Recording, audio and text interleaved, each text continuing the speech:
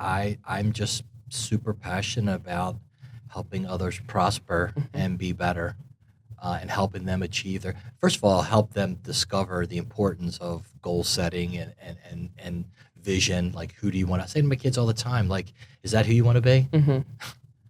Like, and if it's not who you want to be, then stop doing it. Yeah. Right. So the importance of having that vision of yourself and who do you want to be. Now, are you taking the actions and the steps in order to accomplish that? Right. It's a lot of business philosophies that we're using, but we're just taking them to the family. I mean, I just do not understand parents or families that just think or believe that their children will figure it out somehow, some way. It's like, first of all, why would you want your children to figure it out somehow, some way? Like, it's tough. It's a tough world, and it's even tougher today to try to figure it out. And I just don't want my kids to ever have to try to figure it. I'm not saying that I want to give them all the answers. There's a balance there. They will have to put the work in, because nobody can do it for you. Right. But you can absolutely coach, suggest, guide, support, and love these family members and even your team members in helping them accomplish their goals. Welcome to Enrich Your Empire with Richie Huffman, the ultimate podcast for entrepreneurship, impactful wealth building, and effective team leadership.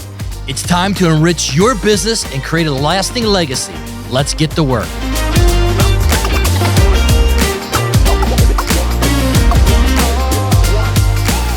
Hey guys, we've all heard the saying of 90% of your success comes from the person that you married and that one decision. Today we have Dawn Huffman, my wife, that joined us on a podcast. We talk about from the first time we met to how we went about raising our children, what it's like to be inside the Huffman family home as the wife of a CEO, and how we actually keep the family together through our vision statements, our mission, and our values. I hope you enjoy the show. Hey guys, welcome back to Enrich Your Empire with Richie Huffman, and today I get the chance to sit back and relax, and we're going to have Sam Commodari, our Chief of Staff here at the Huffman Family Brands, take over this podcast. So Sam, the mic is all yours. Wow, that's a lot of pressure. Thanks for having me, Richie. Not only as a guest, but as a little bit of an interim host as you kind of take a step back. And we're lucky today to interview not only Richie, but his plus one for the day, his wife, Dawn Huffman. So Dawn, welcome to the podcast as well. Hi, Sam. How are you? Good. I'm doing well. So a little bit about me. I kind of do a lot on the back end of getting Richie kind of in those moments of who should we have on the podcast? What kind of light do we want to show him as? So it's February. It's Valentine's Day this month. I have the honor to kind of know Richie on a professional level, working with him, the ins and outs, but also a little bit on a personal level. So I get to see him and Dawn interact in their home when we're planning certain events or when we're on the road. And I thought, what better way to get the listeners to get to know Richie than to have his wife on the podcast. So we're excited to dive in, learn a little bit about their relationship, about how they navigate being on the road. Richie's a busy man, as his followers see. So how do they navigate that as husband and wife, as parents, as philanthropists, as entrepreneurs, all those things that go into it. So let's start off. Let's go back. So it's 2025 right now, but this relationship and this empire started a long, long time ago. So where did you and Dawn first meet, and give us a little bit about that story? So thank you for allowing me to go first with the story, because I'm sure we'll have probably two different versions of that story on how we met. So thank you for allowing me to go first, Sam. Of course. And also I'd like to say, that this year is our 25th year wedding anniversary. Wow. So this is a big accomplishment, I guess we could say. Happy anniversary. In marriage. Thank you. So I think God always works in mysterious ways and always works in our best interests.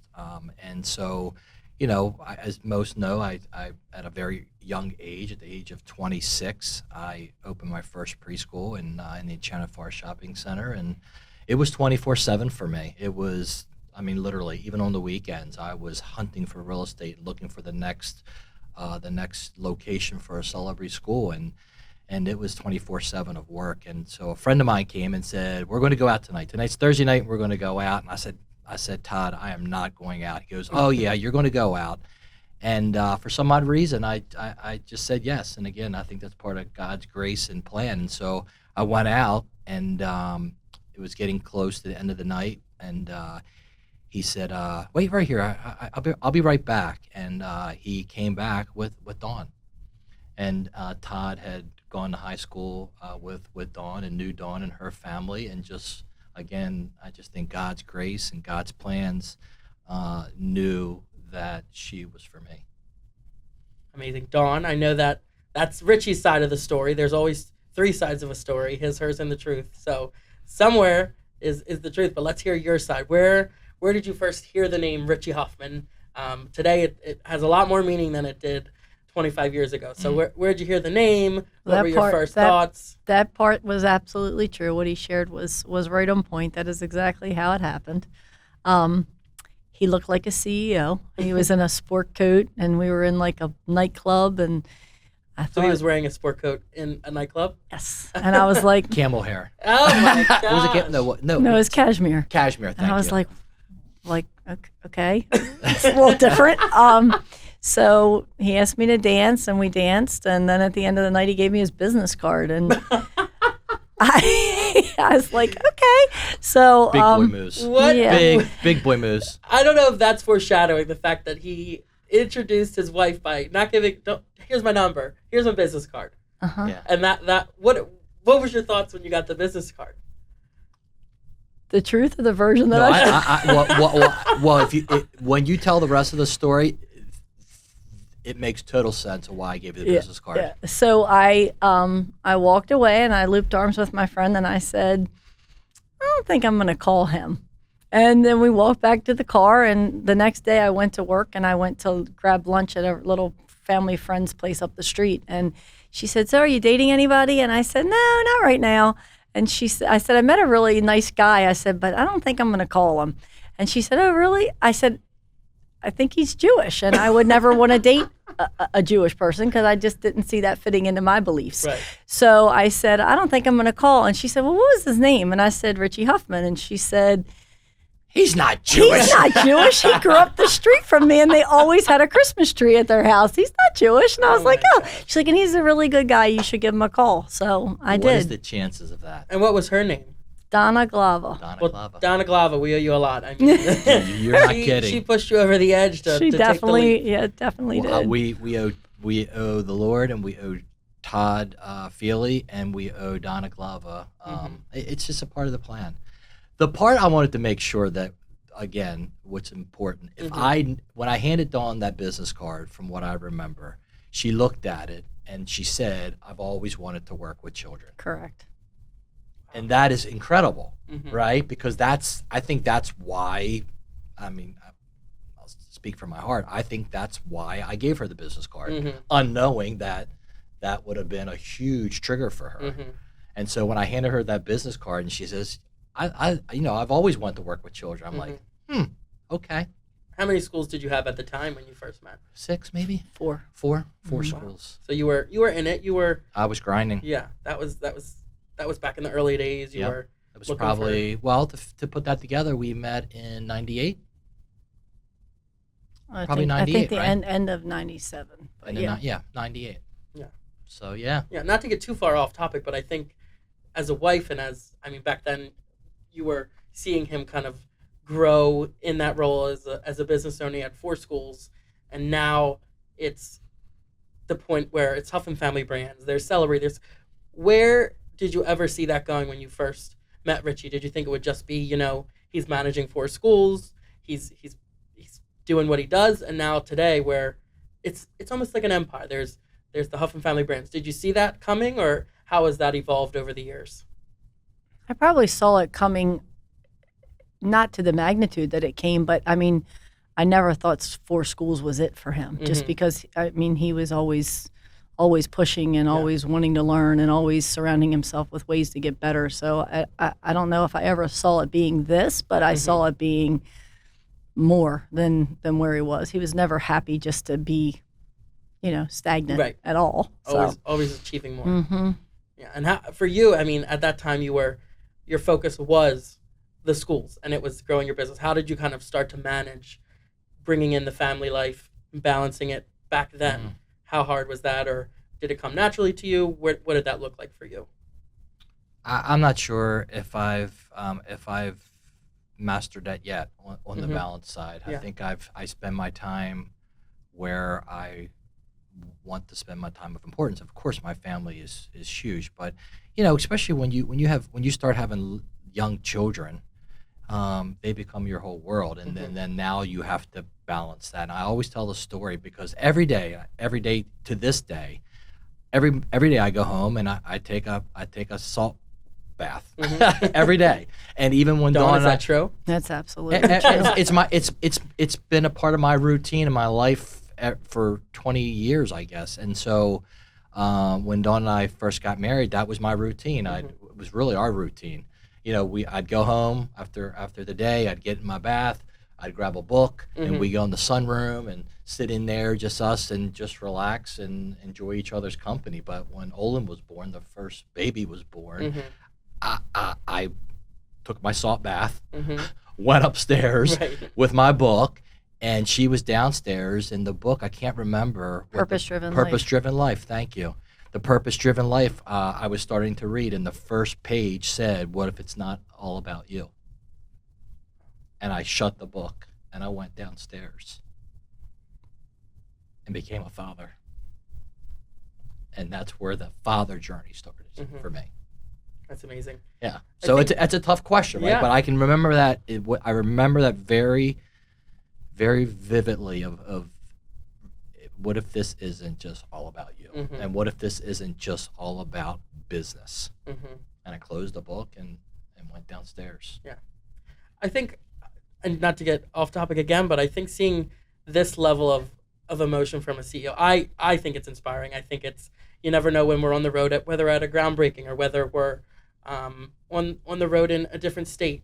It shows how much it means to you. Yeah. And I think as a wife, how does that make you feel, seeing how passionate your husband is, not only about his business, but about his family? Well, it's one of the things I love the most. That's who he is.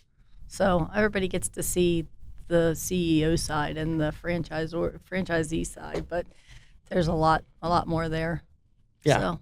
I think that's what a lot of people see. The more they discover him on social, or they discover whoever he is, they see the whole picture. And I think that's what is draws people to this level of success. It's not just the success, but the man behind the success. Well, and I hope it inspires others to take this approach. This not the approach to get emotional, but the approach. I mean, the emotion comes from realizing the impact that you are having on so many different people, the impact that you're about to have on this child as a father, and the impact and the responsibility that has been given to you, right? I mean, they say everybody can be a parent, but not everybody can be a mom or a dad. And I know the difference. Absolutely. And I always want to be, that dad, that father. I tell my kids all the time, people say, "When are you going to retire?"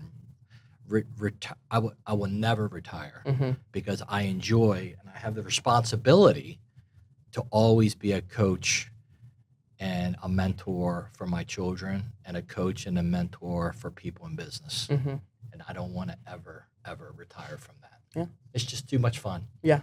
Yeah, and you're always, whenever, wherever we are, there's always conversations of your kids, and I think those are a huge part of your life and your lives together. So for those that may not know the personal side of Richie Huffman and Dawn Huffman, Dawn, take us through all 5 of your kids, maybe their age, and then a little bit about each of them so the listeners can get a little background of the two of you and the lives that you brought into this world. So we have our first, and he's Richard Olin Huffman IV, and we call him Olin, and he is 23 years old. He's a United States Marine. Second is Evan Huffman, and he is 21 years old, and he goes to college at Salisbury University. We have Preston Huffman. He is 19 years old, and he's also at Salisbury University. See a pattern here? Mm-hmm. I could only get him every 2 years. Right. Then we you had to break it out. I can only get it every 2 years. and then we finally got our little girl, Addison Huffman, and she is just turned 17 years old, and she's at Notre Dame Prep. And then we have Camden, who is a freshman at Calvert Hall, and he just turned 15. Wow. Yeah. So I have to tell the story. Everybody always asks, did you always want to have a big family? And I said, I didn't know. Right. Every time the first time I came home and Dawn told me she was pregnant, she's like, guess what? I'm like, what? She goes, I'm pregnant. I'm like, oh my God, that's awesome. Second time, guess what? I'm like, what? She's like, I'm pregnant. I'm like, oh my God, tomorrow. Now, the third one, I come home, she says, guess what? I'm like, you're pregnant. I was a quick learner. You just did the guess what every time to tell him? I don't really remember that. Nothing exciting? You didn't do like a... No, people really didn't do all that stuff back then. But you have to realize also, that is one of the things that I fell in love with Dawn and her was that Dawn comes from a big family. Dawn is one of 5. So, I mean, it was in her house at her parents, it was... I wouldn't even say controlled chaos. I would say more of chaos filled with love. And I knew in the first couple months of dating that I wanted that in my life. I wanted that big family, chaotic, everybody's picking on each other, but there's no doubt that everybody loves each other. I think you feel that. And that's what we got. Yeah, that's what you got. 100%. Yeah. That's what we got. Dawn, who's your favorite? I don't have a favorite. I feel like I knew that was going to come, but you know what? It's fun to ask that question because I think there's always an explanation behind it. And I feel like you have different favorites at different times, right? Like, I don't know. I think that we have very close bonds with all 5 of them, and our relationship with each one is so special, and they all really bring you different things. They're just all so different. Like right now, I'm extremely close with Preston and Addison, I feel like. And I don't even like to say that because I feel like all of them, but like at different times, different ones need you more. And at different times, you need them more. Like this year's been big for Preston because he left for college. And all of our kids really love to be home. And that's very important to me. And that's why I've tried to create a very warm, nurturing environment at home because I always wanted we both always wanted our kids to want to be there as much as possible. We built a space that their friends were all welcome, and that's been important to us just because we love to have the house filled up. So this year I feel like Preston's needed me a little bit more, and our connection's pretty strong just because he's in a transition stage of his life. And so I say I talk to him a lot, but then, Evan comes up with maybe a need, and then you end up filling that for him. And so, I don't know, I just think we're lucky because I think we're really I don't think I could have a favorite. They're all different stages, and you're really good at nurturing those stages. And I really like Addison's getting ready to think about colleges, and to me, she should be still like starting high school. So I'm like, where did that come from? And you start to realize that like you need to savor that last. Like I thought about it walking up the stairs to wake her up this morning. I'm like, I have one more year to like wake her up every day. So I just think it all hits you at different times and different ways that you're where you are, on this journey with them. But it's cool to watch them all as much as like you miss Preston being gone this year and it's the first year of that. It's so neat to see them like find their place, mature, make their impact where they are and the way that they take care of other people, which, they've learned from you and from us, it's special. I think that's a great answer to a tough question. So I think asking that question, you always get that answer of I don't have a favorite, but I think there's always a story behind that. So I think that's where the special you feel that energy behind it. So take us through a night at the Huffman home. Richie, you've had a long day at work. You're driving up. You walk in to your home and play. What does that night look like? Is it chaotic? Is it fun? What are you guys bringing out of each other after a long day? Well, as Dawn said, that dynamics has changed since there's two left at the house. The other 3 have left the house. But the pattern that hasn't changed is Dawn's a phenomenal cook. When I walk through the door, 9 out of 10 times I'll find her in the kitchen, getting dinner ready, and it's always something special and something good because she's a phenomenal cook. But there's just less people now. Normally, Addison's still at the barn taking care of her horse, and Camden, since as Dawn said, is in ninth grade, he's normally exhausted and has fallen asleep on the couch. Right. So the house has changed. It's changed a lot, but that routine is the same. We'll have dinner. I'll normally go downstairs and exercise, come back up, see what's going on. At that point, Addison's probably already home, and she's upstairs now doing her homework, and Camden's doing her homework. Dawn's cleaning the kitchen, and then I head for that salt bath we talked about. And then after that, it's some time for her and I. What's your favorite meal to cook, Dawn? I don't think I have a favorite. I just like a lot of different things. I don't think I have one thing that is like my go-to. What's your favorite thing to bake? That's an easier question. Chocolate chip cookies.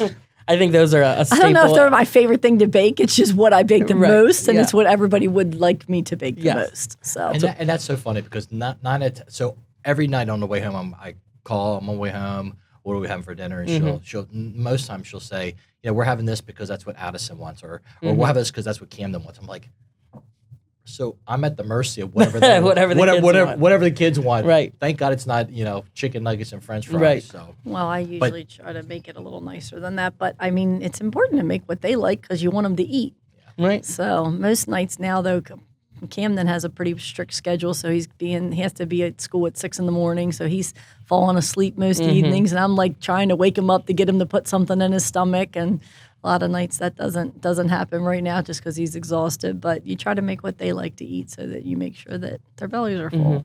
You talked a little bit about the changing home life, and it was 5 kids and the hustle and bustle, and now it's went from 4 to 3, and now it's 2. What advice would you give to a parent that's experiencing that sort of similar change, and maybe they haven't sent their first child off to college or off to the military like you guys have experienced?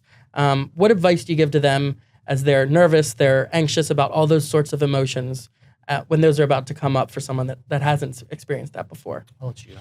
For me, I'd say feel it all. And like the only way I got through it in the beginning, especially with Olin going to the military, was like just getting closer to my faith and relying on resources that were available to me through programs that they had for families that were adjusting to that, and just leaning into my faith. Like I said, I prayed more that first I don't know 3 months that Olin went through boot camp than I probably ever prayed in my life. It was kind of like where I found my peace, and I think for me that would probably be the biggest thing that I'd say, and just enjoy that time that you do have them there. People always say it goes by so fast, and you think, yeah, sure, but it literally goes by way, way too fast. Yeah. So Yeah, and the more I think about it, and I'm not sure with other families, but even though we have two in college and one that's a big equestrian horseback rider and one's Marine, we still spend a good amount of time with our children. I mean, we're at every single lacrosse game, and we make it a point to be together. Yeah. And we really see that within our children also. I mean, they're really good at reaching out to each other and just checking in, whether that's Preston calling Addison and just saying, hey, like we've done a really, really good job with that because it's important to us. Through our Huffman family huddles, which we have every quarter as a family to go over our goals as a family and also go over their individual goals. That's really, I think, why this family is the family that it is today, because we have outlined the expectations of who we are, where we're headed, and then drilling down into their own individual goals. And so everybody's not out there kind of like floundering on their own. We're the Huffman family. Yeah. Drill down on that a little bit. How does each child, how do you create those goals as a family, as an individual? What does that look like for families that might want to replicate that same model? So from a family perspective, we sat down and basically came up just like a company, right? We came up with the vision statement of our family, the mission, and now what strategies do we have to have in play in order to accomplish that vision and that mission. Same exact thing that a company would go through. Sam, that's how I got this, right? That's how I developed this. Is sitting in these CEO meetings and seeing these very successful CEOs in business, but not so successful with their home life. And so I said, why don't we take these business tools that we use in our businesses and take them back to our family? Because the family is an enterprise.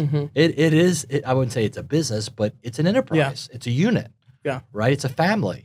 And so I started saying, okay, if I'm using, I'll give you a quick example of a tool. Like one of the tools we use here at Celebrate is we sit down and we do a one-to-one, right? So we one-to-one sit down on a bi-weekly basis with our key executives. Well, what if we had one-to-ones with our children and really get to find out what are they looking for? So that's really how it started. So we sat down and started strategically planning as a family. What's our mission? What's our vision? What's our strategy? And now and then we actually we have Chris Steer who comes in once a quarter and holds something called a Huffman Family Huddle and goes over how are we doing as a family towards the strategies that we're out to accomplish. And I think I don't think a lot of people have experienced that. I know myself, that was not how my family, nothing wrong with it, but we didn't have those sort of touch bases. It's unique. And I think it's unique. And at first I was like, what? And then the more you hear about it and the more you think about it, I think it's strategic, and I think it's also it's a different form of love. It's allowing a family that has a lot going for them and a lot to balance. It allows you guys to kind of sit back and kind of reflect. What do you think about that, Dawn? I think it's really special. I mean, it's interesting because people will say to me, "You're doing what?" And I'm like, "Well, we do these meetings," and I explain a little bit, and they're like, "Well, like, what does Camden have to add to that when he's, like maybe let's say it started when he was 11, right?" And so people are like, what does he have to add? And I'm like, well, he's got goals too, like, and so it's kind of neat because they share what they are, and then their brother or sister get to support them and say, hey, how's that going for you? And it creates a bond between them and a level of communication and respect, all those things that are important because they are sharing it. A lot of people just go through the motions, right? And they're not putting that out there, or their siblings don't know that maybe one of Addison's goals was to achieve a certain thing. And now because we have these meetings and we have this time together, they really get to share a lot of that. And it's also neat to see as they've matured. Like, I don't know, at our last meeting, Olin shared some really important things, and the level of respect that you see them have for their older sibling as he's maturing into sharing points that are important to him in his life is it's really unique and special. Yeah. And how do you, as a mom, what are your kind of goals now? Like, we've talked a lot about the adaptability of the kids and different spots. Do you have goals for yourself that you kind of want to work towards as well?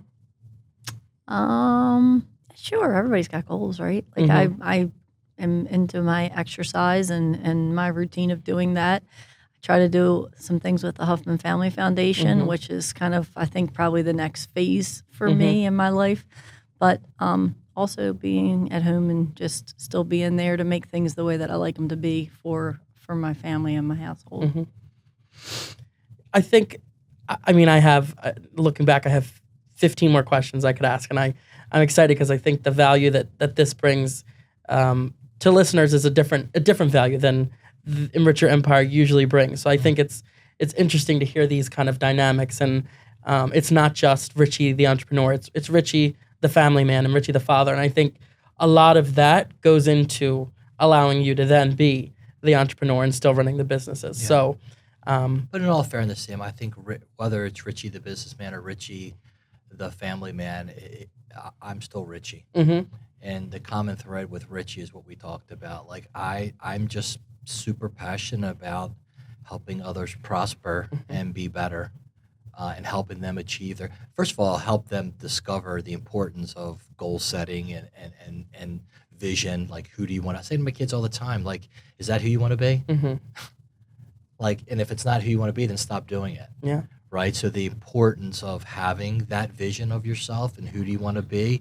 Now, are you taking the actions and the steps in order to accomplish that? Right. It's it's a lot of business philosophies that we're using, but we're just taking them to the family. I mean, I just do not understand parents or families that just think or believe that their children will figure it out somehow, some way. It's like, first of all, why would you want your children to figure it out somehow, some way? Like, it's tough. It's a tough world, and it's even tougher today to try to figure it out. And I just don't want my kids to ever have to try to figure it. I'm not saying that I want to give them all the answers. There's a balance there. They will have to put the work in, because nobody can do it for you. Right. But you can absolutely coach, suggest, guide, support, and love these family members and even your team members in helping them accomplish their goals.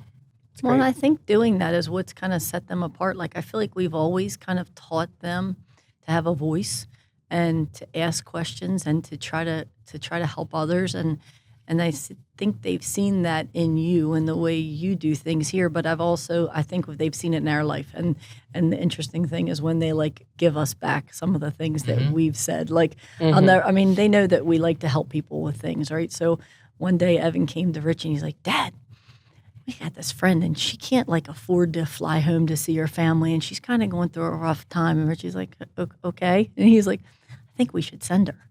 And you can't say no in those times, right? Because that's exactly what we've modeled and taught them all along the road. And then when they bring it back to you, you're kind of like, so they were listening. When they take your material and use it to their benefit. But it wasn't to his benefit, in all fairness. It was for somebody else. The story I thought Dawn was going to give was our famous family story where, I was always a huge believer of visions and all that kind of good stuff. And so Addison wanted a horse.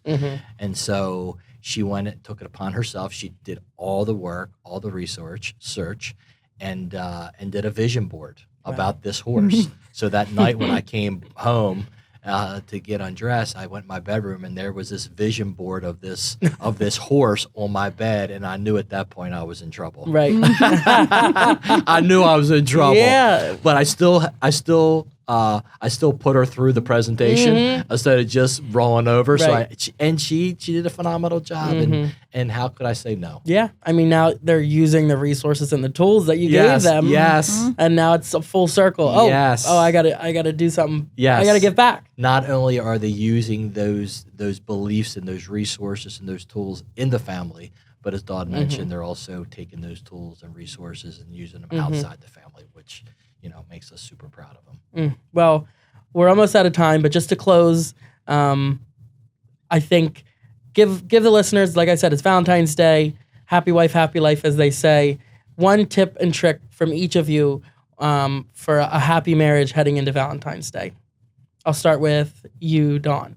Or no, I'll start with Richie. Oh, thanks. Why? Because she gave that evil eye? She needs a little more time. I'm new at this. Leave me alone. She needs a little more time. First of all, I don't believe that happy life, happy wife. I don't believe that. I just think that because that's not my job. My job is not to make Dawn happy. Dawn's job is to make Dawn happy. And Richie's job is to make Richie happy. And together we are happy. So I don't believe that. I think that's a huge mistake. And because I have a responsibility as a father, and I have a responsibility as a husband to be those, to be a really good father and to be a really good husband. And with that said, I'll be happy about me, and I hope that Dawn will be happy of the man that she married. So that is really my advice. Yeah. Be happy with yourself. Be happy with yourself. Be the best version of yourself. Be the best husband that you can be. Be the best father that you can be. And I when the kids were growing up, I would do a temperature check. I would say to them, literally, I would say, how am I doing as a father on a scale 1 to 10? 1, I'm sleeping. 10, I'm on fire. Right. And I love that. And it was so funny because they would, I remember, I think, I forget which one it was. I think it was Evan or one of them said, he goes, I'd give you an 8. And of course, the follow-up question is, well, what would make me a 10? Right. And he would always say, you're always late picking me up from lacrosse practice or something silly like that. And I was like, okay. if that's the only thing that I'm lacking in this Right. in this position as being a father, thank you very much. But I Yeah. think that was also good for them to reflect on how good of a dad I am. Mm-hmm. And I really appreciated that feedback of what was really bothering them. Yeah. So that would be my recommendation. Just be the best version of yourself. Make sure you're aligned. I think Dawn said earlier when she was hesitant on calling me, make sure your beliefs are in line. Make sure your values are aligned, and just spend as much time possible. I don't think families do this. Just goal set as families, and just sit down and because we're doing this together. Yeah. Right. And the last thing you want is just to be doing it on your own. Because that's where animosity comes in. That's where a lot of bad emotions come in. But when you're on the same page as a family, where we're headed, where we're going, now that's easy. Now you can ask the question in this quest of this vision as we're headed as a family. And I think it's what you've heard today. What role am I going to play, and what role are you going to play? And I play my role, and Dawn plays her role, and together we're making that vision and those dreams come true. Dawn, maybe you should have gone first. Can you ask the question again? Yeah, just what advice But would don't you believe that? I mean, I think that's the beauty of a phenomenal relationship. I think those that believe what you said, like happy wife, happy life. It's so one-sided. It's so one-sided. Yeah, but they don't mean it in the literal sense. No, You're I think taking some it actually very do mean literal. it in literal. No. I know a lot of people, a lot of couples that just, roll over and that's the wrong answer. Because sooner or later, one side is not going to be happy. Right? I would agree with that. But sometimes I think it doesn't always have to be that deep. Like for me, I think my tip would be like to be a safe place to land, and like that warm, loving environment that you want to create. Because at the end of the day, he's fought a lot of battles, and it's nice to not be another battle when the day ends. So that's it. And I think she just told you the two roles that we play. Yeah. Right. She just said he's a little bit more deeper. Right. Which I need to be a little bit more deeper. I need to be more of a planner and a visionary, and where are we headed and how are we going to get there, and more strategic as a father. And she just gave her role. She's more of the loving, caring, nurturing piece. And you put those two together, and you got a power couple. Amazing. Which I'm totally blessed for. Well, I will thank everyone for listening here today, for being a part of Enrich Your Empire with Richie Huffman, and a little bit of Dawn Huffman and Sam Commodari today. But I think this will provide a lot of value as we head into February. Dawn, did you enjoy yourself a little bit? Loved it, Sam. Please Good. have me come back again. I think you got your feet wet this time, and I'll talk to the scheduler and I'll have you back. Okay, thank you. Richie, any closing thoughts? Just thank you for the opportunity to do this. Of course. All right, guys, thank you so much for listening to Enrich Your Empire. Don't forget to follow me on Instagram and LinkedIn at Richie Huffman Celebrate. We've got more great episodes lined up for you, so check back with us soon. Until then, stay inspired, stay driven, and keep building your empire.